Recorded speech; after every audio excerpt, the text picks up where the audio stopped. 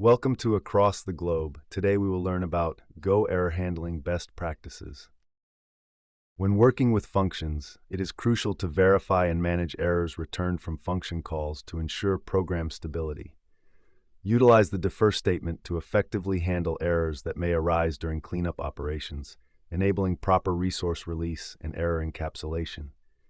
It is advised to eschew generic error handling for distinct error types to maintain clarity and specificity in error management.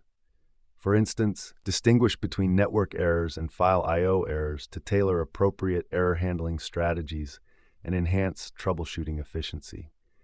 By adhering to these practices, developers can construct more resilient and maintainable code bases. In Go, to open a file for reading, the os.open function is used. It returns a file descriptor and an error.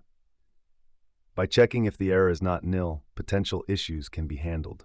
It is crucial to remember to close the file using deferFile.close to prevent resource leaks. Subsequently, other file operations can be carried out. The provided Go example demonstrates a function named readData that attempts to open a file named data.txt for reading. In case of any error during the file opening process, an error is returned. If the file is successfully opened, it is deferred to be closed before the function returns, ensuring proper resource management. Lastly, the function reads data from the file and returns nil, signifying successful execution. In a real-world scenario, this function could be used in an application that requires reading data from a text file, such as a configuration file or a log file. By properly handling errors and deferring file closure, the function ensures the file is closed regardless of whether the data reading process is successful or encounters any errors. In Go, the starcon.etoy function is used to convert a string to an integer. It returns two values, the converted integer and an error. By using the blank identifier for the integer value, we focus on handling the error. If there is an error, i.e., error is not nil, the program logs a fatal message using log.fatalf. Otherwise, you proceed with using the converted integer value. This error handling approach ensures that the program exits if there is a problem converting the string to an integer. Error handling in Go is like driving a car with a good GPS system in place. Just like how a GPS helps you navigate through unexpected roadblocks, error handling in Go helps you gracefully handle unexpected issues in your code. By properly handling errors in your code, you can avoid unexpected crashes and safely guide your program to its destination.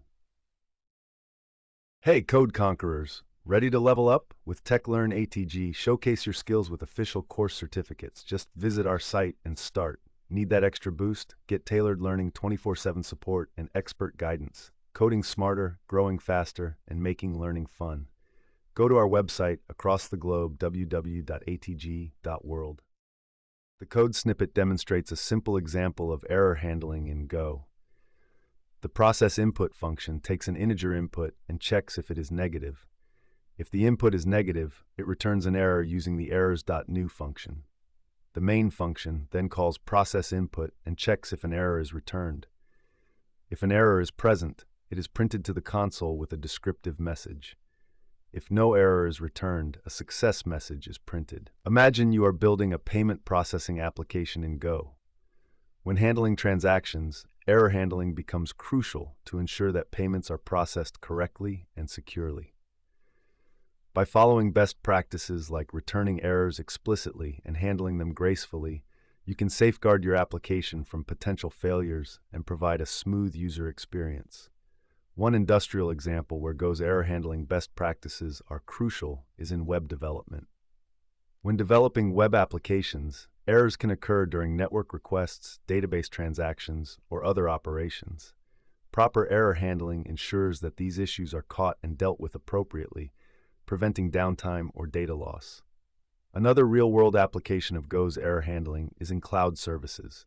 In distributed systems, errors can occur due to network failures, resource limitations, or other issues. By following best practices, such as using meaningful error messages and handling errors consistently, developers can build resilient cloud services that can recover from unexpected failures and provide a reliable experience to users.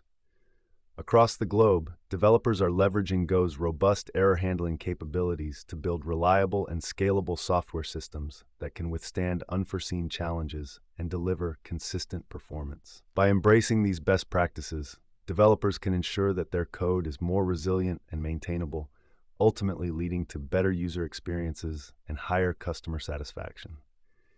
Keep learning, stay curious, and I'll catch you in the next video.